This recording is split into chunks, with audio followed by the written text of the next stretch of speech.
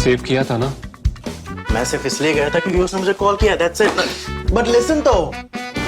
Save it for someone else. जिंदगी में save करना जरूरी है, मगर जब बात पैसों की हो, सिर्फ सेविंग से काम नहीं चलेगा। इक्विटी म्यूचुअल फंड्स में इन्वेस्ट कीजिए और अपने सेविंग्स को आगे बढ़ने का मौका दीजिए। Mutual fund investments are subject to market risks. Read all scheme-related documents carefully. Jobs matter. Jobs are always in the news. Jobs are a critical part of our economy. Employment, unemployment, the lack of jobs, jobs creation, jobless growth, these are things we keep hearing all the time, whether it was COVID, before COVID, after COVID. But COVID, the pandemic, did something very horrible to jobs. A lot of people lost jobs. And job creation has been in the news ever since because the people who lost jobs have to get back to employment, get back to earning a living. And that is critical for the economy. And we have seen numbers come in since the pandemic started to wane. Omicron was the third wave, and since then the economy has opened up, job creation has started. But the data has shown that this creation has not been so consistent. It goes up one month, comes down another month. Some sector goes up, some sector falls. What is happening with agriculture, services, trade, all of these things. But this has also now entered the political conversation. Earlier this week, the RSS General Secretary Dattatreya Hosabale, and the reason we are taking this up because the RSS is the ideological parent of the BJP which rules India. And he made a statement that over 20 crore people who live in India are below the poverty line. Around 23 crore people are having an income of rupees 375 per day. This was more about poverty. And then he goes on to talk about unemployment. He says unemployment rate is also very distressing at 7.6%. There is poverty, unemployment in the country, but we also need to discuss rising inequality. That was RSS General Secretary Dattatreya Hosabale. Then on Vijayadashmi Day, the day on which RSS Sarsanchalak Mohan Bhagwat ji gives his annual Vijayadashmi speech, he said employment for people means just jobs and they run after them, and that too government jobs. If everybody starts running after jobs, how much jobs can be provided? In any society, there are maximum 10, 20, 30% jobs in government and private sectors together. Everyone else has to do their business. So he was talking more about self-employment or starting businesses and investments. And today, on Thursday evening as we record this, there has been news that tech companies, the big IT giants, Wipro, Infosys, Tech Mahindra, have reportedly revoked offer letters they had given to freshers because it's not looking so good for the tech sector with everything that is happening abroad, a recession, fall in demand, the war in Europe. So they don't need so many people, at least in the near future. So what exactly is happening with job creation in India? How successful has India been in creating jobs after the pandemic is what we are going to discuss today with Radhika Pandey. Hello, Radhika. Unemployment, we've talked about it in the past also, is never out of the news. But what exactly happened in the last couple of years that it has become so much more critical that we always keep talking of job loss, job creation, job loss, job creation? There are two factors. One is that Indian economy is primarily informal. The structure of jobs in India, or the kind of workers that we have in India, and an overwhelmingly large proportion of our workforce is informal. So that always leads to this discussion around gainful job opportunities, having more productive job opportunities with protection, social protection, and so on. So that was already always part of commentary on job generation. And then with the pandemic, we saw a steep decline in whatever unemployment situation was there, particularly the MSME sector, the micro, small and medium enterprises. They bore the brunt of the pandemic. A large proportion of workers were displaced. There was reverse migration from urban to rural areas. So there was again a resurgence of discussion around how serious the problem of employment is. So one is informal nature of employment, and then the point that pandemic further triggered the discussion around employment and how we can have a more fundamental shift towards a formal employment. That is all what has started talking about, and which is what we see in the different kinds of databases that we have. as an economist, as a researcher, where do you fit in jobs or employment in the overall economic health of a country? Because, jobs is very important. It's a critical part, because until and unless people have, or they are certain about jobs, there won't be a sustained revival in demand. So, for example, in pandemic time, we saw a sharp decline in demand. There was a collapse in demand, and that was primarily because of job losses. And so long as consumers or households are not confident about a sustained revival in job opportunities, there won't be economic growth, because there won't be consumption. And particularly for India, domestic consumption is the mainstay of economic growth. So until we have a sustained trajectory of jobs, we have a positive outlook towards job, it's hard to expect a sustained revival in consumption, and therefore medium-term economic growth prospects also do not look good. In your piece, the data which came out for September, we are in the first week of October, unemployment rate dropped sharply. That means more jobs were created or more people got employment in September. So the unemployment rate fell to 6.4 from 8.3. It's about 2 percentage points. Yeah. So what has changed? What is changing? Is this change consistent, or is it just a flash in the pan? Right. So in September, we saw an encouraging picture, and we need to see whether this will sustain over the coming months or not. Because if we look at the CMI data, so this is based on the monthly data of employment, labor force participation rate, and unemployment rate, based on the CMI's survey of household. And based on that, the data shows that there has been a decline in unemployment rate. And at the same time, there has been an increase in labor force participation rate. That means more and more workers are willing and actively looking for jobs. So they are willing to work, and also they are seeking work. So when you have so that means there's an expansion of the labor force. So there's an expansion of the labor force alongside a decline in unemployment.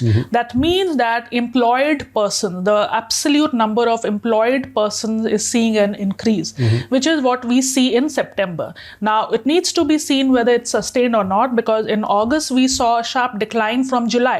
July, we saw an encouraging trend. August, we did not. So we need to see this. And also, we need to have a picture of the broad direction of where employment is moving, and what is the composition of this employment, whether it is rural-led or urban-led. Within rural, whether it is due to agriculture or is it due to non-farm activities picking up. So all these discussions matter in addition to the headline number. How do you explain these monthly changes, Radhika? I mean, I'll ask a very, I don't know if you should use the word dumb question, but I will ask a dumb question. When you know that people take jobs, jobs are there. I mean, I take up a job, I work in that job for months, but obviously there are variables there that people get employed for a particular month, and that month there is an increase in hiring. The next month, that much of increasing hiring does not take place. So how does this work for a layperson? So particularly for the CMI, they conduct surveys of around 178,000 households, and they ask these questions over a span of 4 months. And then this survey is conducted monthly also. So on a monthly basis, we come across some 44,000 households, which is also the frame of official sources. So this is based on estimation, that you are looking at a survey, and based on the survey of households, we are making some estimates about the employment or unemployment situation. And we are asking questions about, are you employed?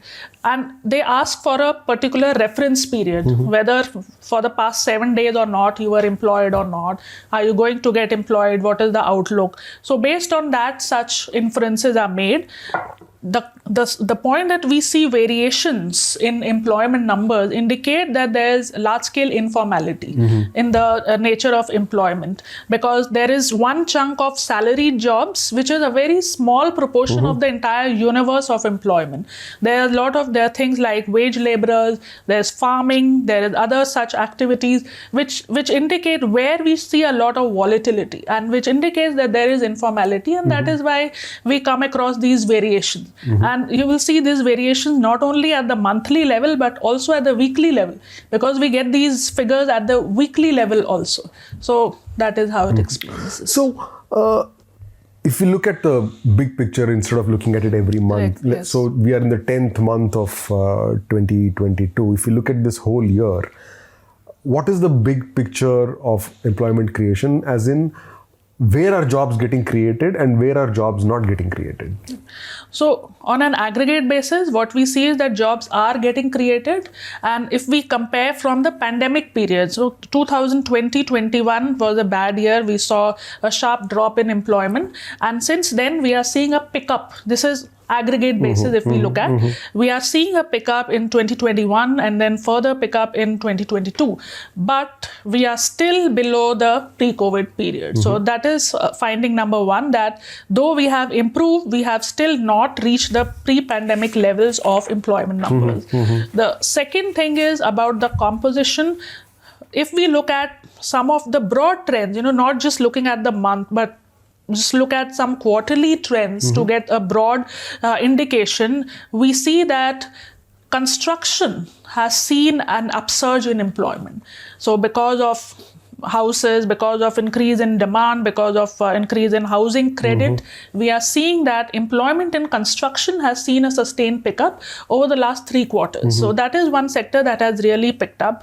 Hospitality and tourism hasn't picked up quite as much. Only in the last 2 months we have seen a pickup. But on the other side, health and education, these are some of the sectors where we see a kind of churning happening, where more jobs are getting generated in health sector and education sector. And the other sector is the retail trade sector and the warehouse, especially due to these platforms, technology-enabled apps. We are seeing gig employment and gig workers getting jobs. So we are seeing a fundamental shift, kind of a churning in the labor market, which is going to be sustained, which is not going to be reversed even when the pandemic ends. The other point you discuss very much in detail in your piece, Radhika, is how we actually measure. Yes. There are so many different methods that are used to measure. Do we know the measurement, the way it is measured is accurate? Are we capturing the correct data? There is PLFS, there is CMI, I don't know what else. What is the issue there? So the main issue is that the official surveys, so one is the private survey, which is the CMI. The official surveys come out with a lag. Within official surveys, broadly, there are two kinds. One is the PLFS, which is the Periodic Labor Force Survey, which is again a survey of households and which was mainly conducted at the annual frequency. So the kind of lag is this, that in June 2022, we are getting the employment picture of 2020-21. Okay, so it's more than a year's lag. So now we are getting, on an annual basis, we are getting the picture of the pandemic year. So it comes out with a lag. To address this issue, PLFS also comes up with quarterly surveys, but the limitation of this is that it's only limited to urban areas, and only we get some aggregate picture about labor force participation rate, employment, unemployment rate, and so on. And it's limited to the urban regions. So that is on the supply side. And recently, the Labour Bureau, the Ministry of Labour, has started the quarterly employment survey, which measures the employment in establishments, which is they take a survey of 9 sectors spanning industry, construction, and some services sector, and look at the state of employment there. So, and that started only in December 2018. So these are the 3 official surveys. And in addition to that, we have the EPFO payroll data, which gives you a picture of the formal employment. And we know that the formal sector is a very small proportion of our total universe of employment. So those are the various ways in which we look at employment. We should also be looking at employment generation at the MSME segment, because MSMEs contribute almost 45% of the employment, 30% to GDP. So they are big employment providers, but we do not have timely estimates of employment generation by MSMEs. So as a researcher, as an economist, are you satisfied? Are you happy with the amount and the quality of data that is available on jobs? Other than the CMI data, we do not have very timely data on employment. And with CMI also, we see this volatility. So it gets at there is a problem with that.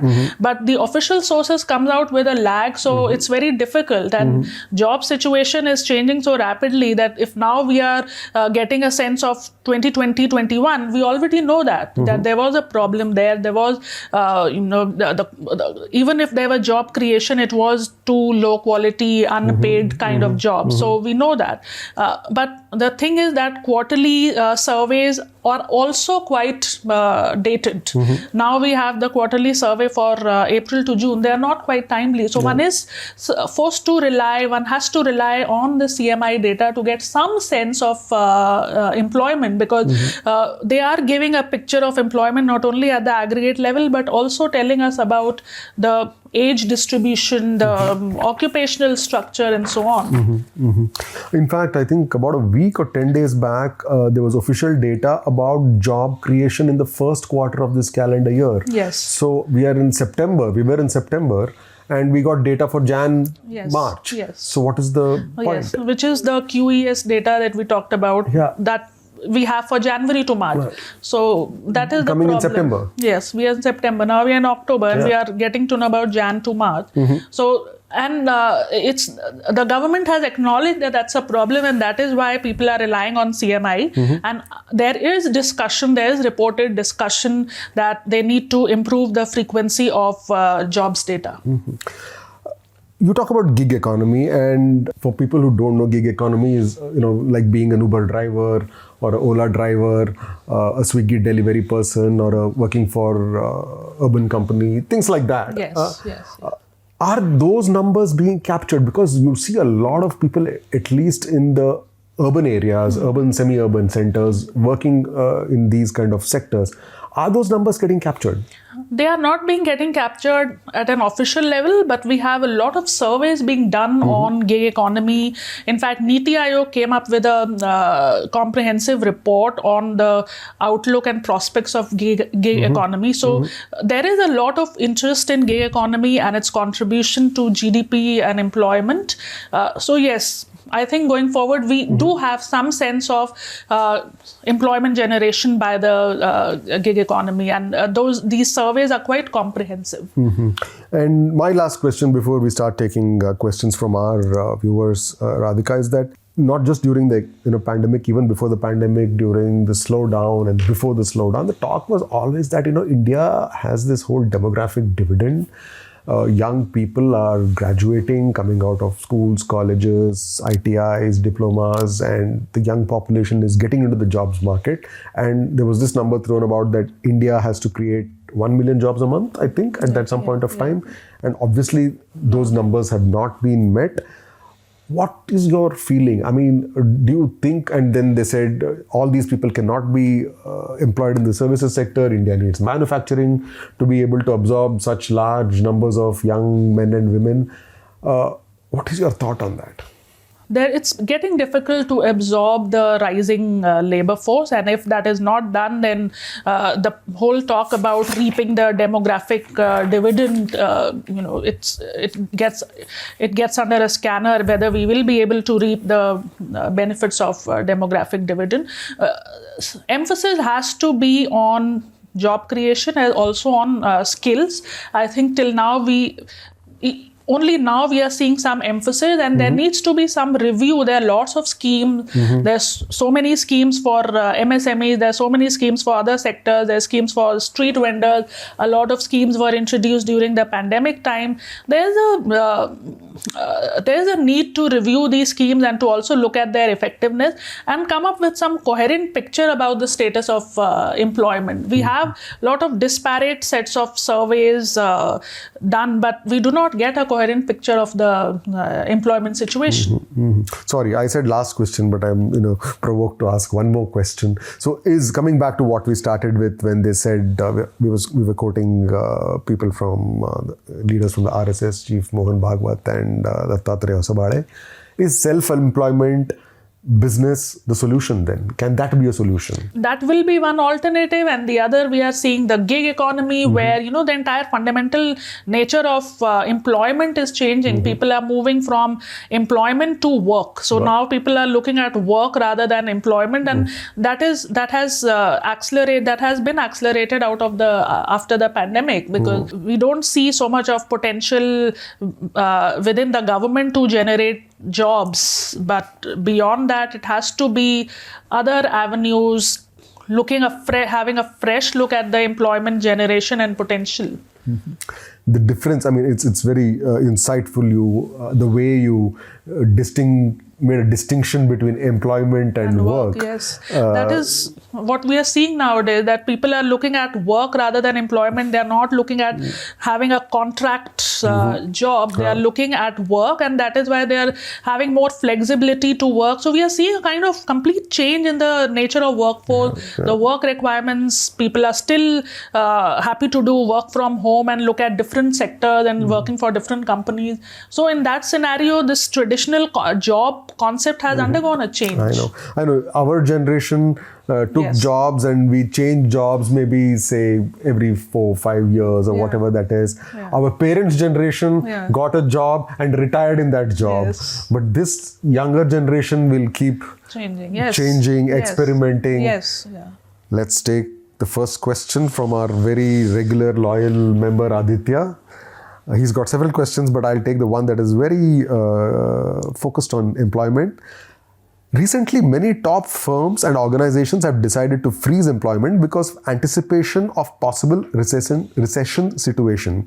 Do you think central banks, especially the Fed, should now go slow in respect of rate rise so that job growth can take place? So they were very outright. Federal Reserve in their Jackson Hole symposium, the Fed chair very outrightly said that they will go in for interest rate hikes, and that will create pain for households and businesses. So it is expected that with the surge in interest rates, there will be employment, there will be problem with employment. Though till now, if we look at the US economy, we do not see employment employment being a problem. Unemployment rate is still very low in the US economy, and that gives them the scope to further hike rates. So unless and until we see impact of rate hikes, visible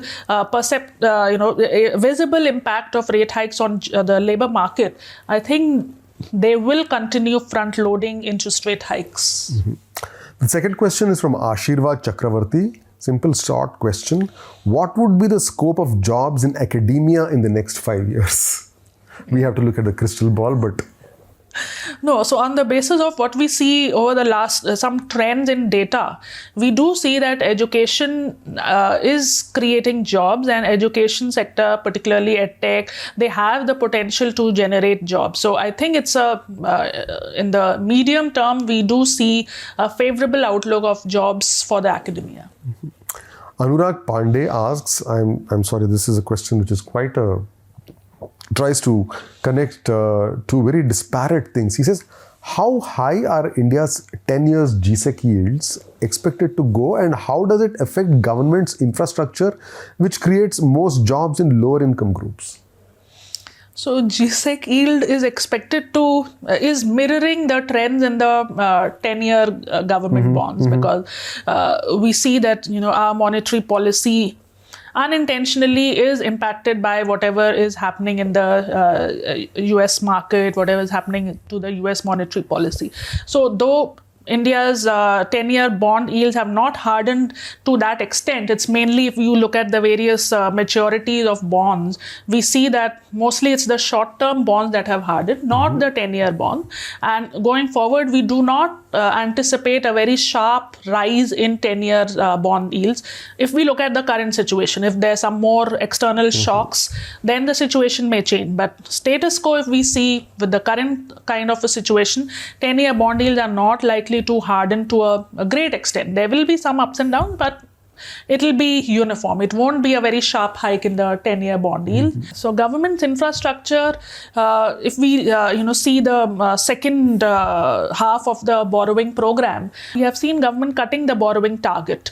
So that means that they expect that their fiscal deficit target will be achieved. which means that they will be able to spend on capital expenditure. It's not that capital expenditure or infrastructure expenditure would be compromised on account of higher fiscal deficit and higher borrowing. So we see that on track as of now, going by the current trends. We have just two more questions, Radhika. This one is from Vinayak Sardesai.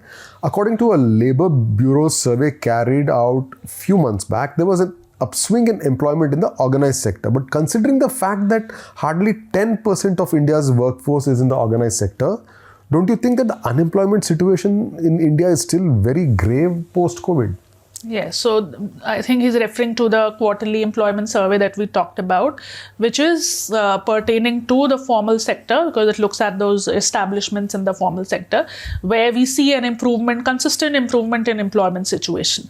But on the informal front, unless we get a very reliable picture on what is happening in the small enterprises, what's happening in micro and small enterprises, we cannot have that kind of, we cannot say with certainty that the kind of encouraging picture we are getting in the formal sector, we would also be able to say the same thing about the informal sector. So that again warrants a more careful assessment of employment situation for the MSME segment. So unless that is done, it's hard, and that is a problem. The last question is from Yash Bhushan. In terms of unemployment in India, if the status quo remains, how soon can it become a crisis in the definitive sense of the word? Can it become a crisis? I think crisis we had during the pandemic time, and at that time, because of Manrega and because of some other scheme that were introduced, we were able to control that situation. It did not blow up. We saw Manrega providing a cushion to a large swathe of laborers who migrated from urban to rural areas. Even now, again, like we see in CMI, we see the same kind of, upsurge and downswings in the Manrega demand for work by the household. So for June, July and August, we saw a decline in demand for work, which gave us this confidence that maybe the distress in the rural market is being addressed.